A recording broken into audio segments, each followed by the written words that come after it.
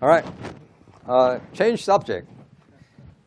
I want a fellowship about Sister Lee. I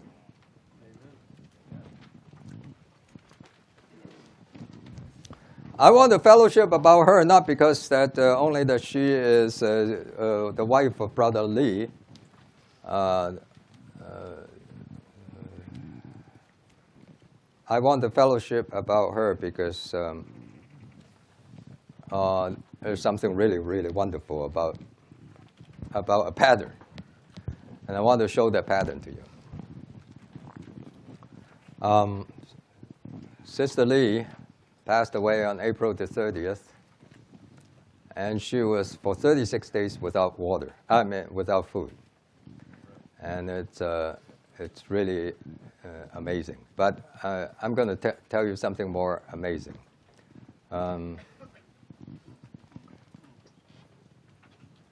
And the reason why I want to talk about it is not just because, she just passed away.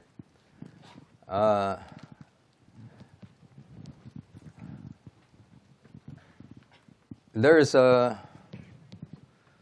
big part of the recovery is composed of sisters.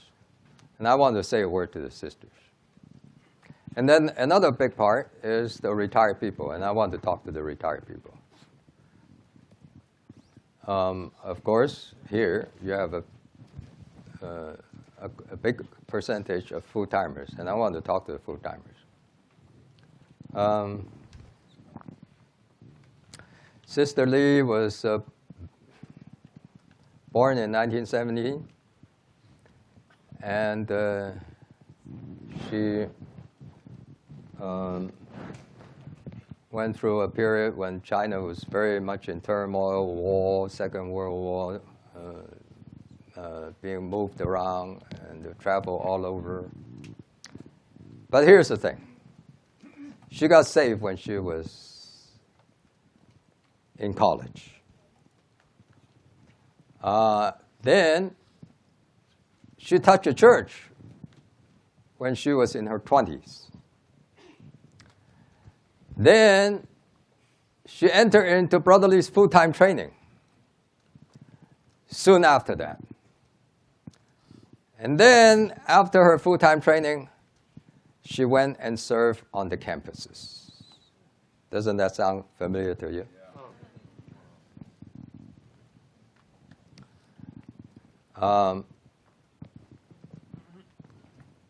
So here is somebody that 70 years ago was just like you sitting here. And today, you look at the picture, those that were in Grace Garden, all you see is a strimpy old woman. And said, what is this? Where is this woman coming from? The planet? It's just so strange. Well, strip all those outward difference and just look at the bare soul. It's somebody that's just like you and me. And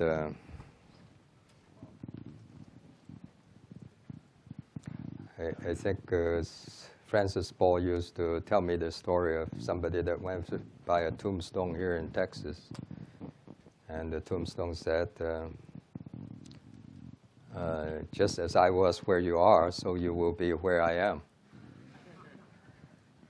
So I'll take that and say, just as Sister Lee was where you are, so you can be where she is. So somebody just like you and me. And then began to love the Lord. And started to serve the Lord full time. And she never thought about getting married. She just was very, very given to her service. She didn't get married to Brother Lee until she was 43. And then Brother Lee was 55 at that time. In that year, Brother Lee lost his first wife like cancer, died.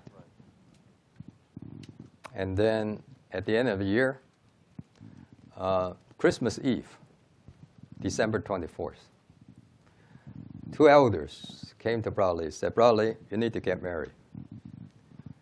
You got 8 children, and you go around traveling around the churches for your service. You need to get married. And we recommend Sister Li Baoyi. And what do you think? And Brother Lee prayed about it. And then next day, Christmas Day, December 25th, he made the decision, and he talked to another older sister that was familiar with Sister Lee, who was a full-timer in Hall 3 at that time. And that Sister Lee said, oh, that's very good. So he got the confirmation. He wrote a formal letter of proposal and sent it through their sister, or the elders, I forgot which one, to Sister Lee. Why do I know so much detail? I have the diary of Brother Lee. So every day's entry is there. But today, the elders talked to me about it. Today I wrote the letter of proposal. Then December 26th, next day, 2 days later, got the work back. Sister Lee said, I have no adverse feeling.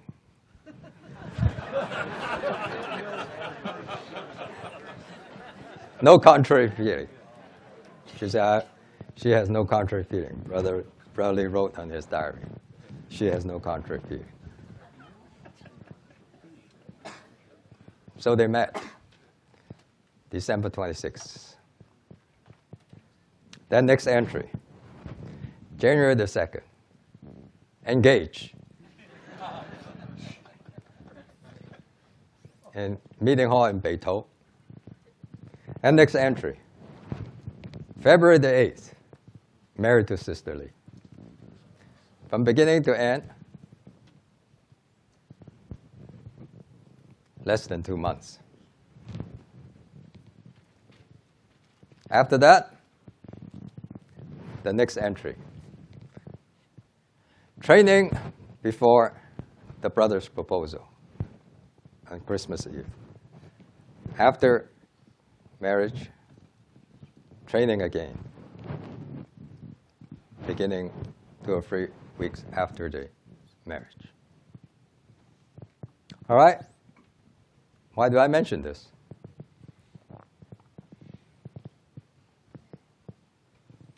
Okay.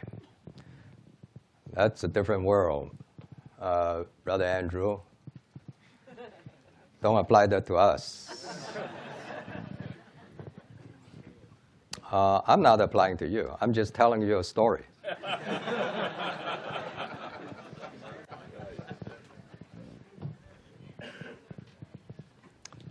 I think here is a consecrated person.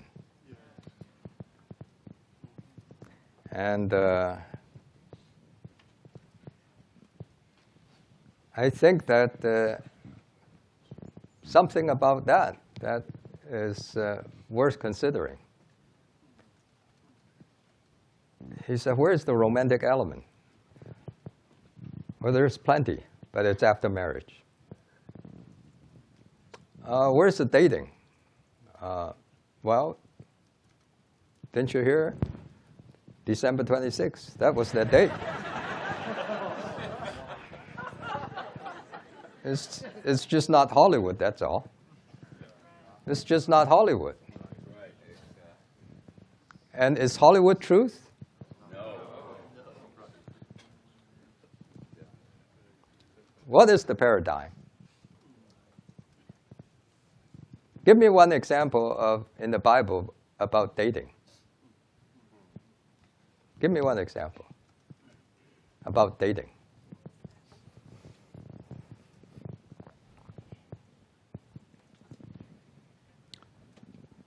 All right, I need to be very careful when I talk about these things. I know that, or else I can get into trouble. But that's why I'm telling you Sister Lee's story. It's not just because it's. And I'm saying this. I'm telling you, after you strip all the shrimpy old women and all the appearance and all of that, you get a soul that is just like yours. And here's somebody that is consecrated. And in the funeral, in the memorial meeting, her granddaughter testified that every turn of her life, she went to the Lord, and the Lord said, "Are you a consecrated person?" Again and again. When she wanted to go to the full-time training, she prayed to the Lord. The Lord said, "Are you a consecrated person?" When she was to be married to Brother Lee, and went to the Lord, and the Lord said, "Are you a consecrated person?" So that word just shut up the mouth. Nothing more to say.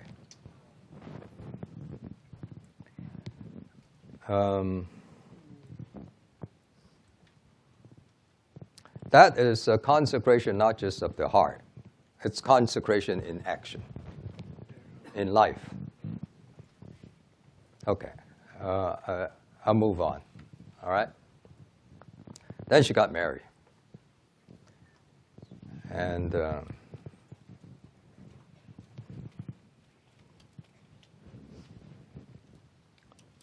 she, what was she doing? She was serving the Lord, but serving in another capacity. Serving in a way that is like Caleb to Joshua. So Joshua won all the battle, but Caleb was there all the way. And when the warfare was finished, Joshua told Caleb, he said, "I'm 85 years old. I'm just as strong as when I first started.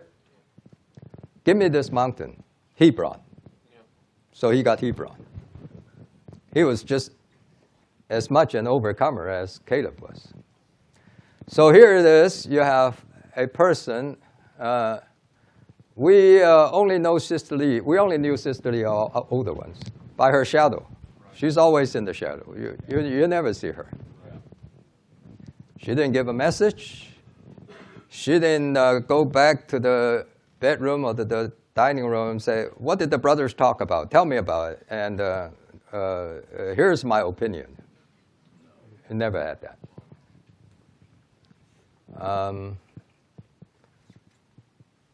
But had there not been a Sister Lee, there wouldn't be a Brother Lee. Okay. 2 stories. 3. Came out at the memorial meeting. Brother and Sister Lee went to a place, and the brothers only prepared one bed for the 2 of them. Well, they've been old, and they, each slept in their own bed, and because you rock and so forth. So only one bed.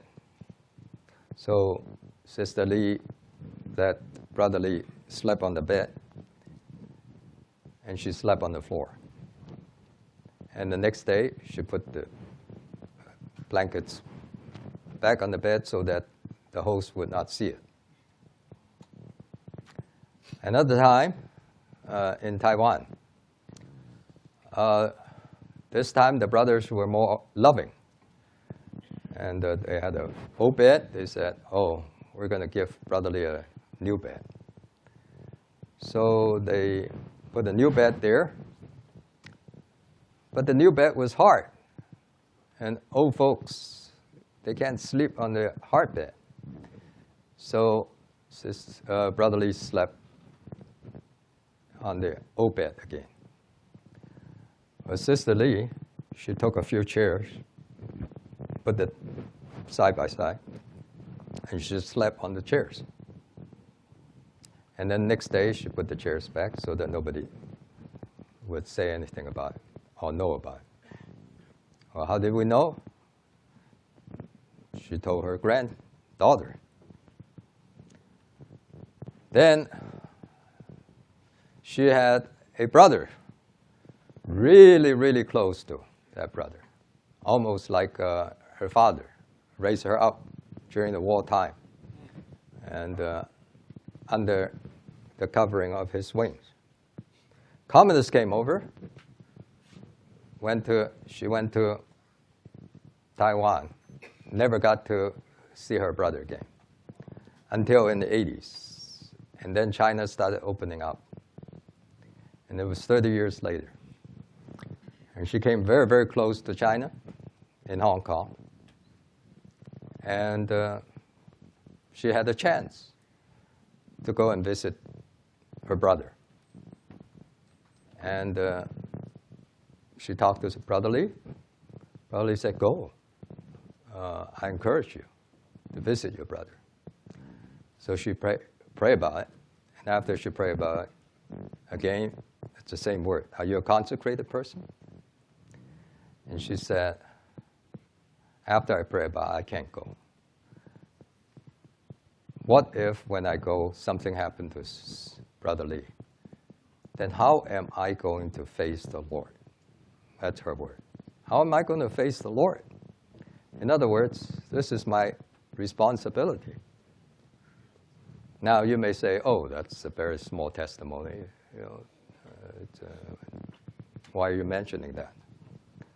I'm telling you because, okay, I said, here is a girl, a woman, a sister, and she went through 3 stages of her service life, a long service life. The first stage, as a single full-timer. Second stage, as partner and as support. Third stage, as a retired person, senior one in the church. And before she passed away, she prayed all the time, Lord, make me an overcomer. And I would say that in all 3 stages, she got A+. She was good, approved as a single sister. She was approved as a wife. And she was approved when that responsibility was over and she served as a retired person. And that is no small feat. A person who have never written a book, who have never given a message, who has never drafted an outline, but yet in her service was doing everything what we say should be done. And here, well, let me finish. Then when Brother Lee died in 1997, and she became widow. And what was she doing? Playing golf, playing chess, doing nothing, just passing the time, like what some retired people would. She was strong in the 2 most important functions of the church life: shepherding and praying. That is 80 to 90% of what the church life should be. Making decisions, administrating, deciding on how money should be run, that's very small. You can hire a treasurer and he can do that. You don't need a super elder to do that. What is the biggest need in the church life?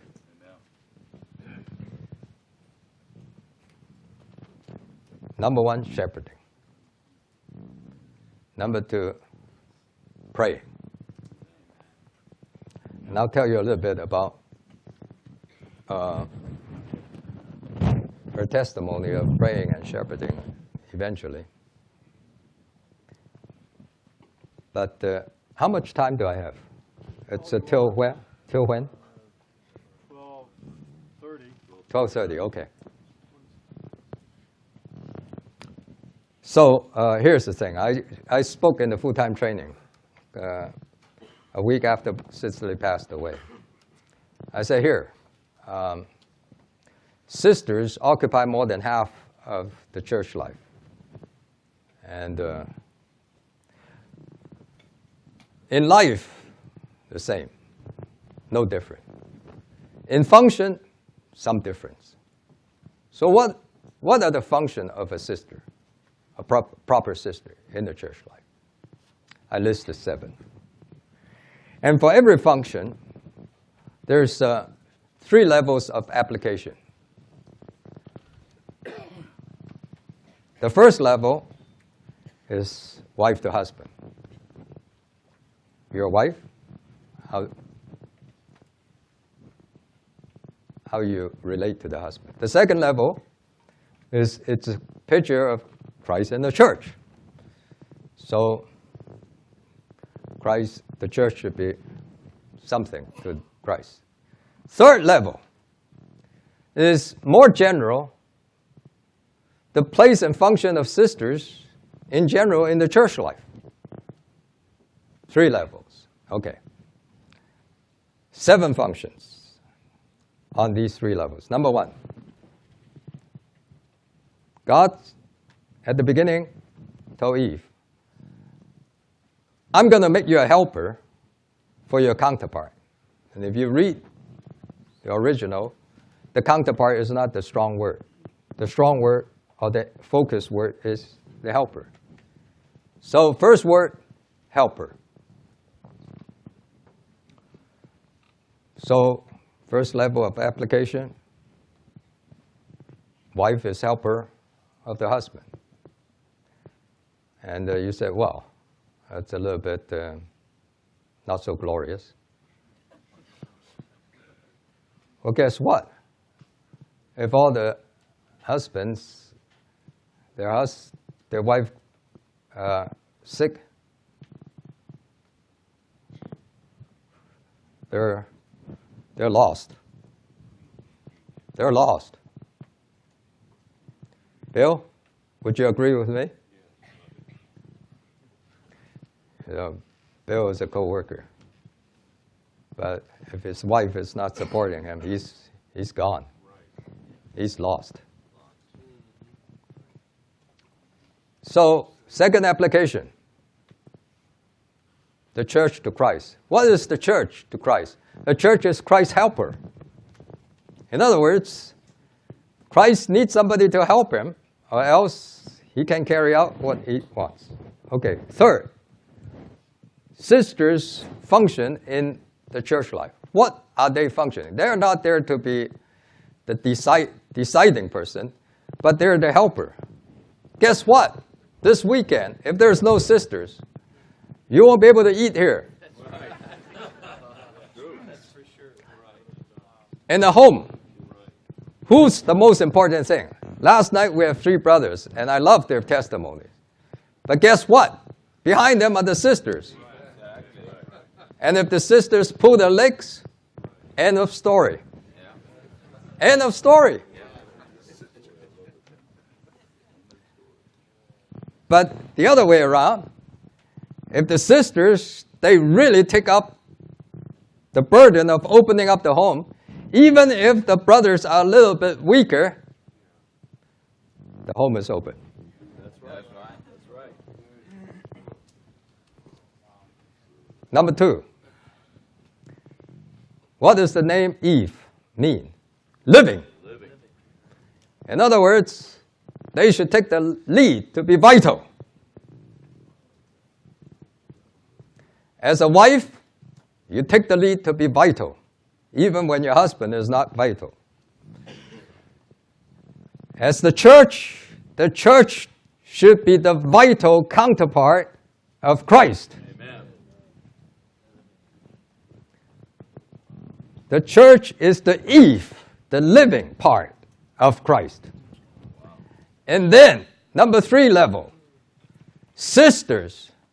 If the sisters are not vital, we brothers are dead. How vital the church life is, great part, more than 50%, depends on the vitality of the sisters. And so some people say, oh, these sisters that are serving full time, after 3 or 4 years, they get married and then we lost them. Don't say that. They change their function. They change from the young sisterly to the mature sisterly. That's what it is. Or you can, put it this way. Or you can, or you may be not. It depends. But if you are, I heard the testimony of Sister Miriam. You're Miriam? I loved your testimony. I think you're equal to 3 full-timers.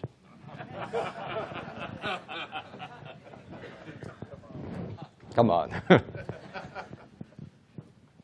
So, when you get married, you morph from sisterly 1 to sisterly 2. How's that? Yeah. Amen. Be the vitalizing factor. Be the helping factor. Yeah. Then what else? She shall bear a seed. The woman is going to bear a seed. So she's the fruit-bearing factor. The woman is the fruit-bearing factor to the man. The church is the fruit-bearing factor to Christ. That's right. And sisters in general is the fruit-bearing factor in the church life. Talk about home meeting or open home. Right. Who prepared the food? Right. Sisters. Who called them? Most of the time, sisters. Who prayed for them? Sisters pray a lot. You just consider an open home. How crucial is the function of the sisters? I just want to give you this vision. Yeah. The fruit-bearing factor in all the church life are the sisters.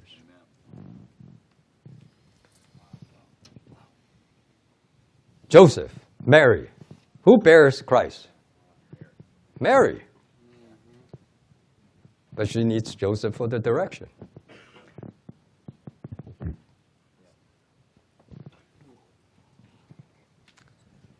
Number 4. The seed of the woman is going to destroy the devil. Amen. Amen. Who destroys the devil? I tell you, the devil coming through the woman, the devil is going to be defeated by the woman. You say, really? Isn't it the brothers, the elders? I tell you, what defeats the enemy? Prayer.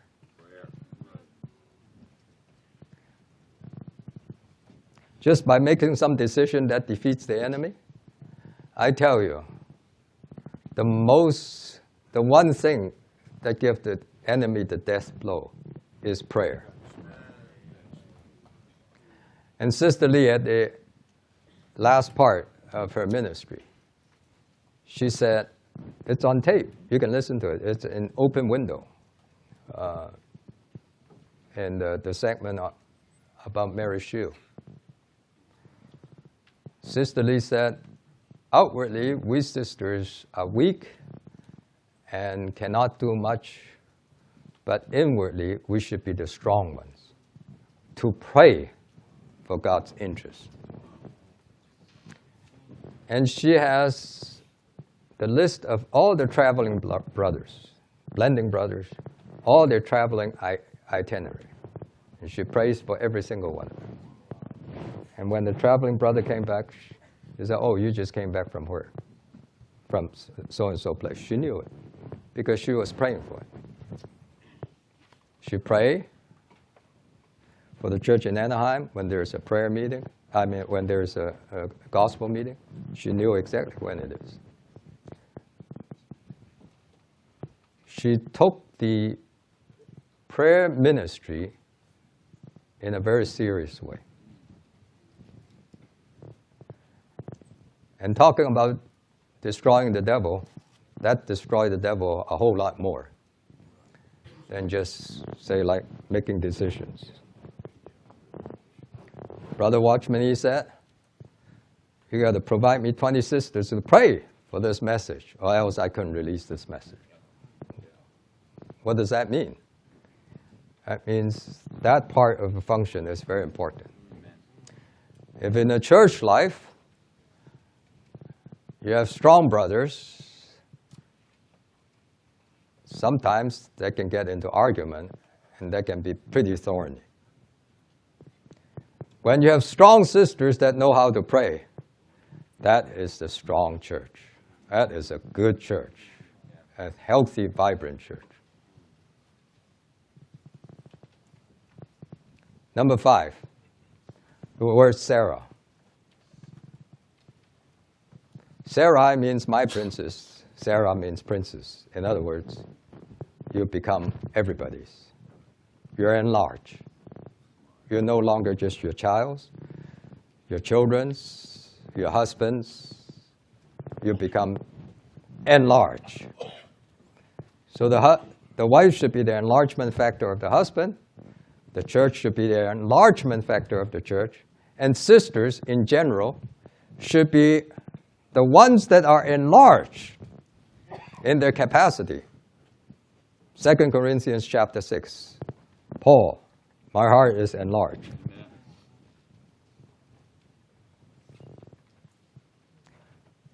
Putting people into the heart. Who puts it more?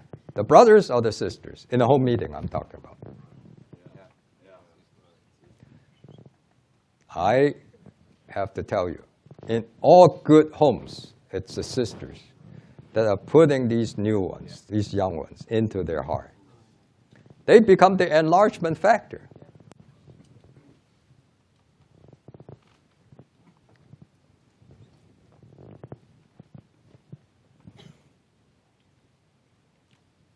Then when they are enlarged, then she becomes the mother of all nations. Out of her is born all the nations.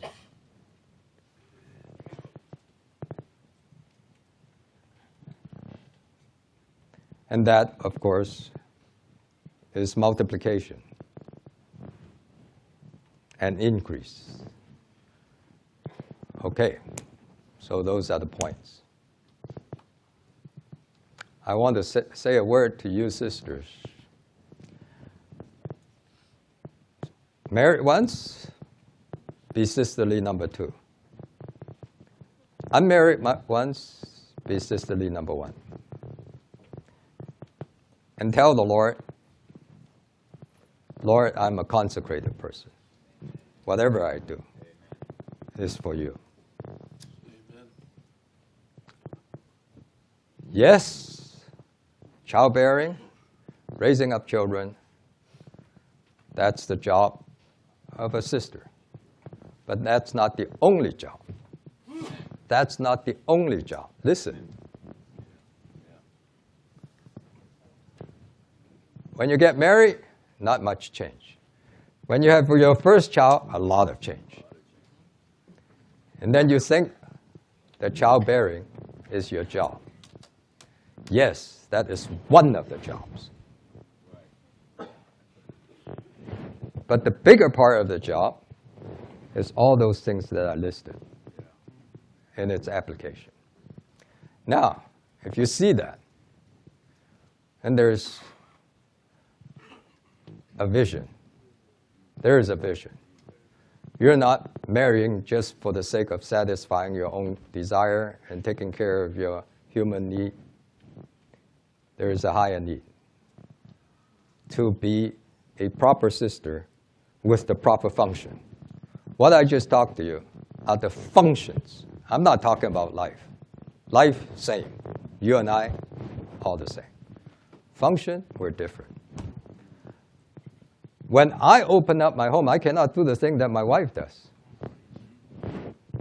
Right, Neil?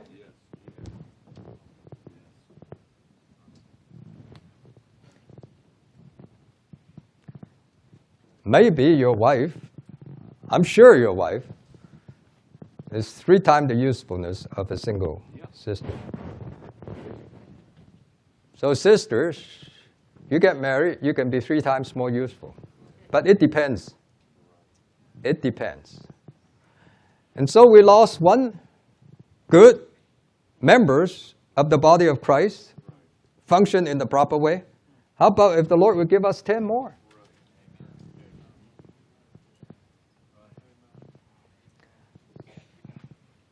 Lord, make me this. And I'm a brother. I cannot be a sister. And there is some privilege and some honor that the Lord can only bestow to the sisters. So I don't talk about this every day. I talk about it only now that I use this opportunity of Sister Lee's going away to say a word. I first said it to the full-timers, and you're ex-full-timers, so I say it to you. We talk about young working saints, young adults. There's nothing wrong about that. It's not that status is wrong. It's the vision is wrong.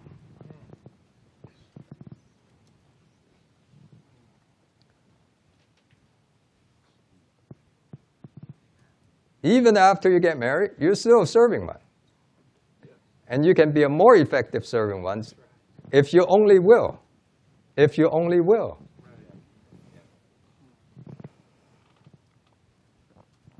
So, here is somebody that doesn't look much to you. I hope by this speaking, it will mean something to you. Not that you would go to the graveside and they say, oh, wow, I'm going to memorialize this lady. That's not the point. The point is, in Hebrews chapter 13, it says, consider the issue of their manner of life. And the word consider means, in one lexicon, to ponder from end to end. To ponder his beginning and to ponder his end. To ponder his from end to end. The issue of the manner of life, the word issue does not only mean the result, it means the end. The end of his manner of life.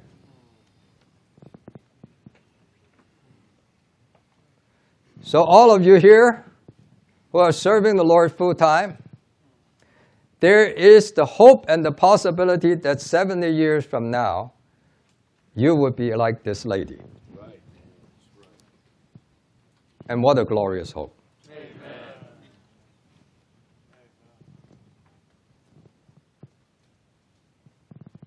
As she was going, she was all transformed. Okay.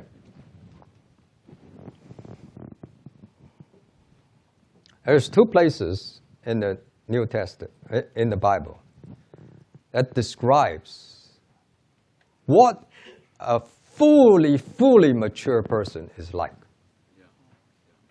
One is Song of Songs chapter 8. This person is fully transformed. So the only thing that is left is to aspire and yearn after the rapture. That's chapter 8. And it says, who is she that came forth from the wilderness, leaning on her beloved?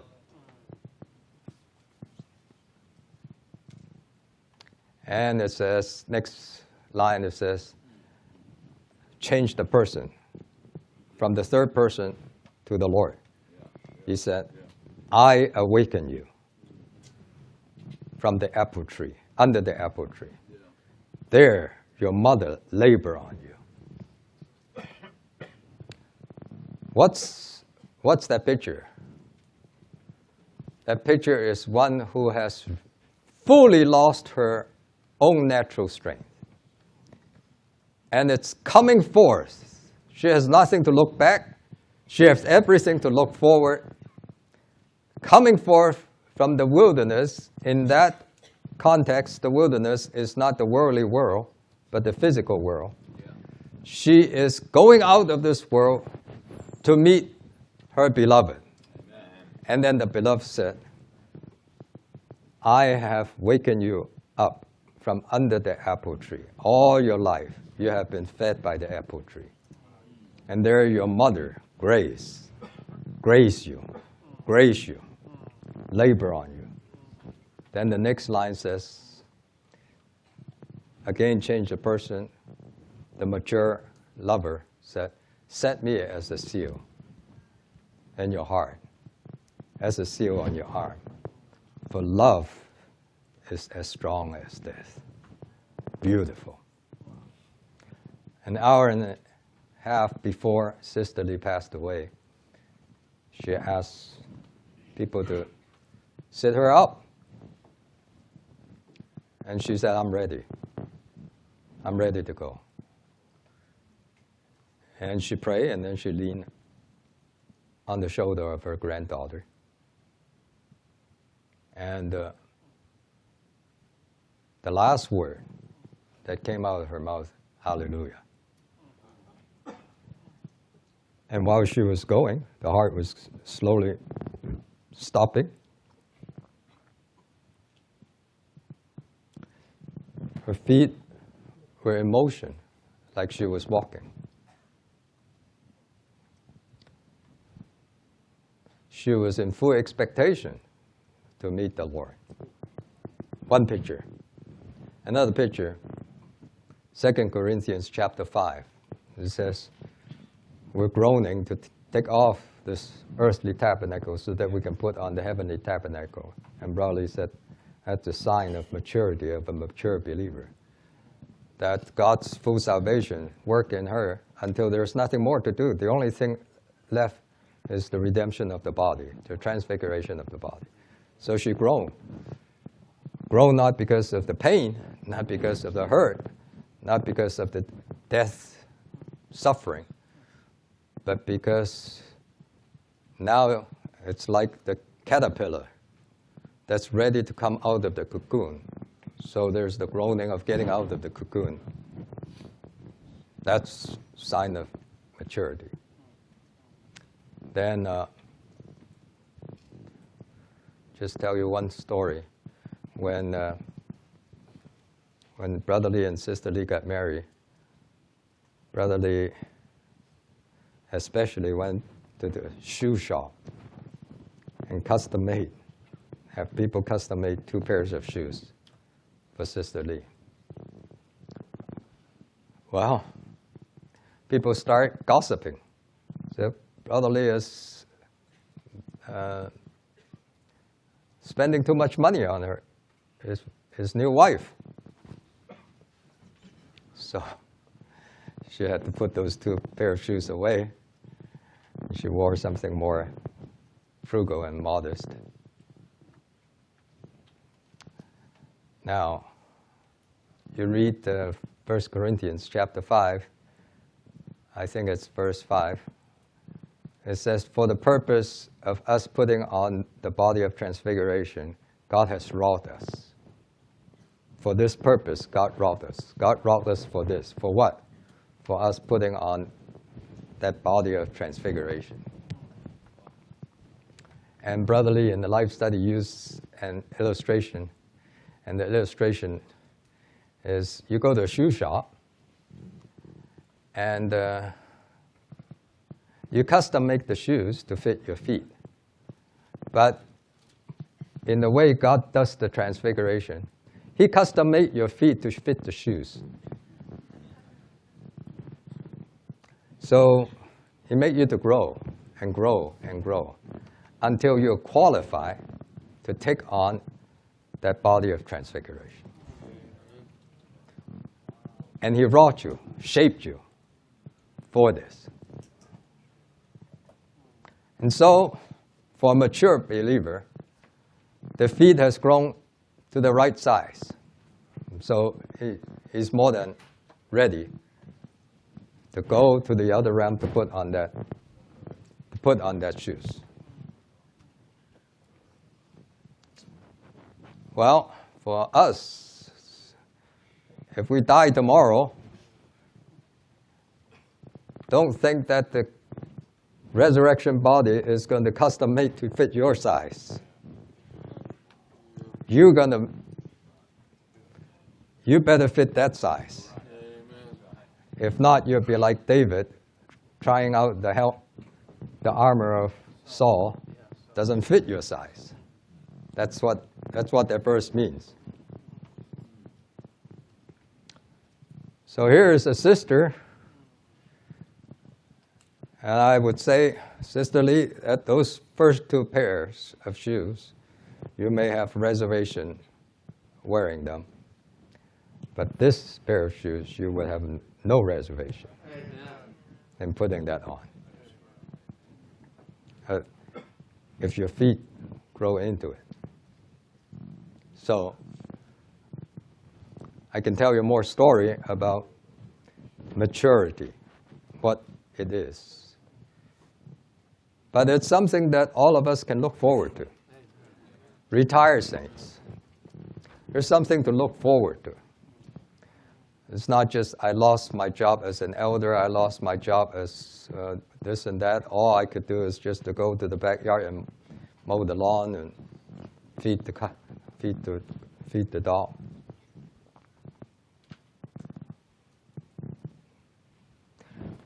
There's a lot that we can do as proper sisters and proper retired person in the church life. Okay. I hope you're blessed with this word. Amen. Doesn't fit in the line of what I talk about. But that's okay, as long as it blesses you. Amen. Amen.